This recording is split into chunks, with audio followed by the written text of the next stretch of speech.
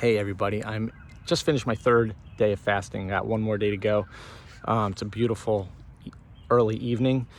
I walked in Colts Neck today at a park that I don't normally walk through.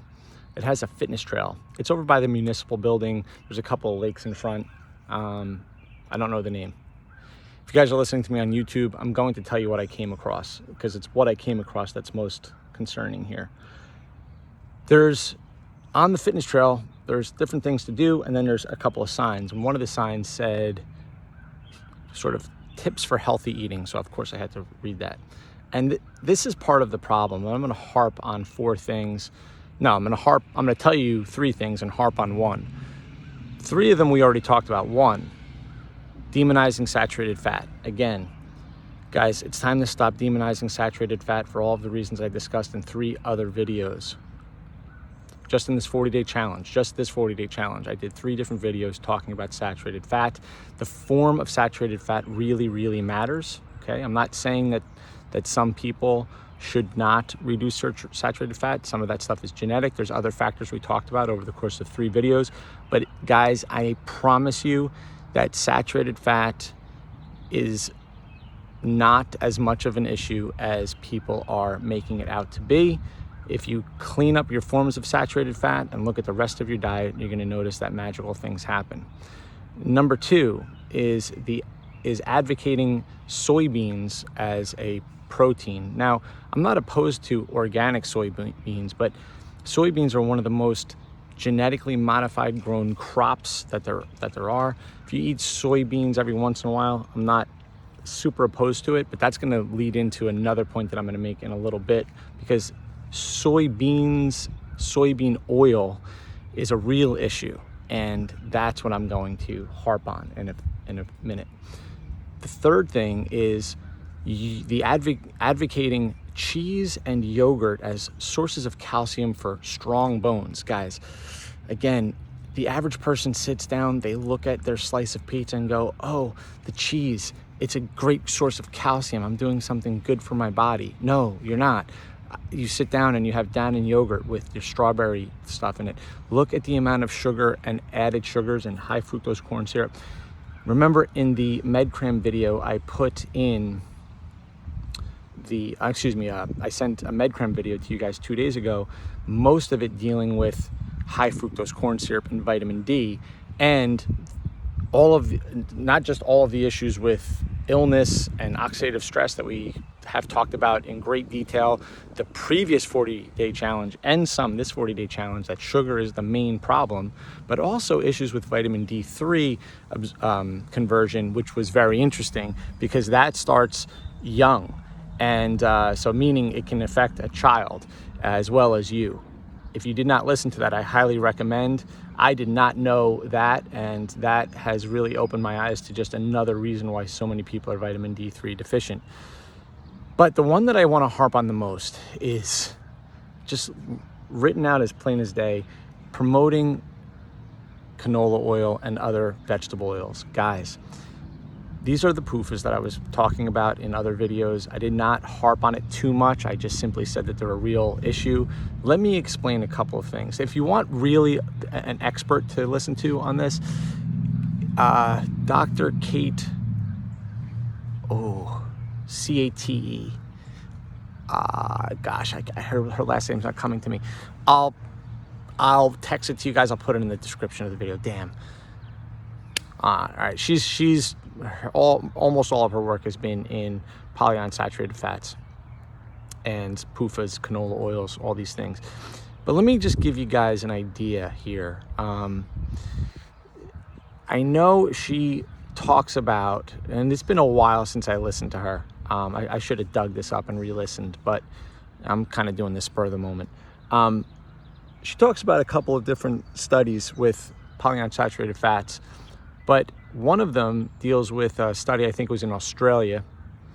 They wanted to see what's the effect of a single serving of French fries, specifically fried in canola oil, right?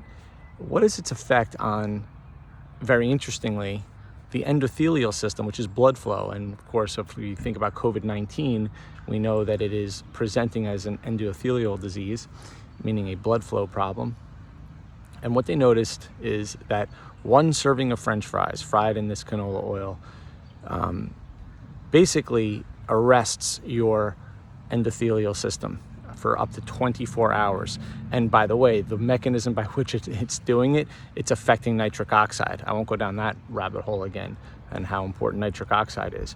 But she doesn't harp on that too much. I think she may mention it in the book.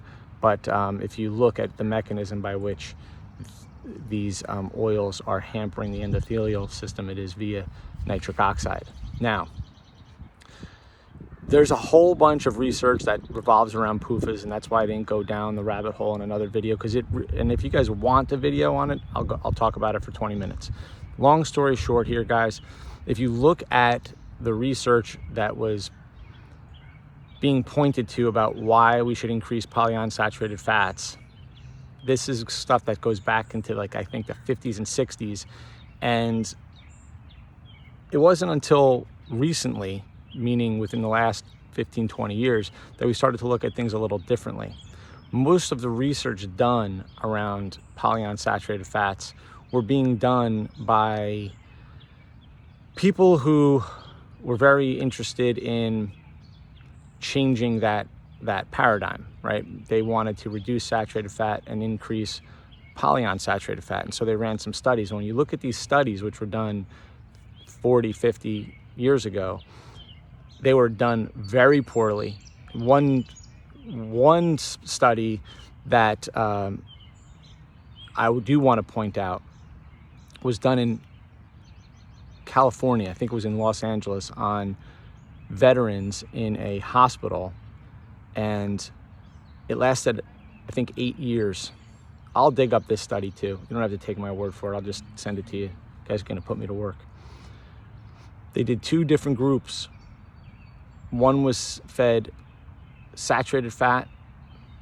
The other group was fed basically vegetable oils instead. After 8 years, they noticed that the people with vegetable oil had a larger problem. What's more interesting is that they noticed that the people in the group with the vegetable oil had more cancer. Well, you know why that is? We know now why. We know that PUFAs, those polyunsaturated fats, those seed oils, those vegetable oils, they absolutely can cause cancer. And in high doses, it's an issue. They stay in your body fat for a long period of time, meaning if you stopped eating a lot of vegetable oil today, it would literally take you a couple of years to fully recover from it. It's extremely prone to oxidative stress. So here's just an example. For example, like just me being out in the sun, right? Why is it that my skin gets tan and not red? I can be out in the sun for literally an hour.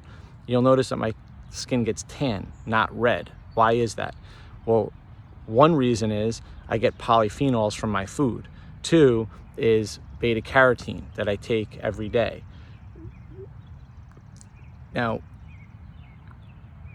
you may say, well, what does beta carotene have to do with it? Well, again, beta carotene, you can look this up, acts as something like a 20 SPF on your skin in high doses. So I take 25,000 IUs of beta carotene every day. As you guys know, I'm getting even more from my fruits and vegetables. And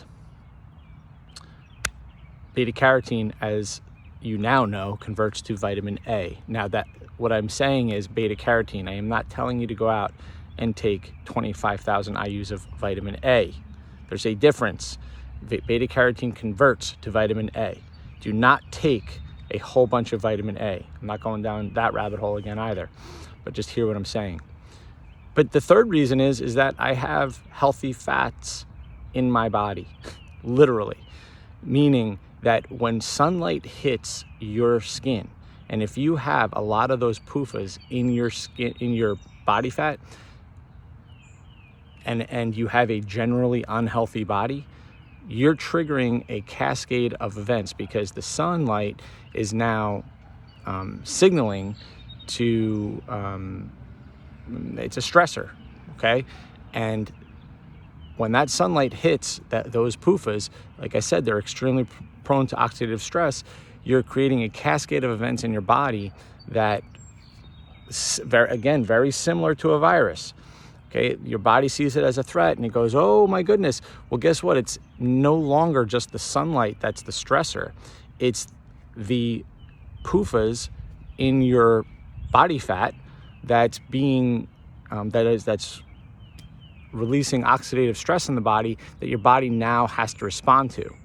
Now, instead of your body releasing the melanin to make your skin tan, you guys are going to get very red. Okay, it's an inflammation situation happening here. Okay, you're going to get red. So you don't have the polyphenols, you don't have the beta carotene, which you can just get plenty from food. Your skin may be way too white. So again, I'm not advocating going out into the sunlight for an hour for your first day. What I'm saying is every day I get a little bit of sunlight. As you guys know, you guys see me out in the summer all the time. First few days, 5 to 8 minutes. Next few days, 8 to 10 minutes. You get the point. So you're doing it steady and over time. Guys, these PUFAs have issues. They map onto things like even cellulite, which starts very, very young. And again, it's very hard to reverse this. But if you look at the structure of cellulite, and if you look at what PUFAs do in stored fat in the body, you look at its structure, it's very watery, and the collagen in that runs through the fats is really bad quality. Collagen is super important. Again, I talked about glycine the other day. You need collagen in order to get your glycine, but collagen has its own benefits. That's one of the reasons why I want you guys, eating varied forms of proteins. And of course, you guys know that already, right? Eating a higher protein diet, which is advocated in the UTC, is something that I will stand behind for a long time, until proven otherwise. If you want to understand why a high protein diet is so important, then I suggest you listen to the work of Alex Leaf, who is a brilliant individual. But guys, I've been talking high protein diet in the UTC for 20 years. Anyway, I just figured I would share that info with you. Again, it's public knowledge on the fitness course of Colts Neck. People read it, and they're not getting the deeper information here that's really keeping people healthy. Instead, there are things on that board that I would argue are making people more and more and more unhealthy. All right? Okay, guys, I may not get those links up right away, but I will get them up for you. And have a great rest of the day.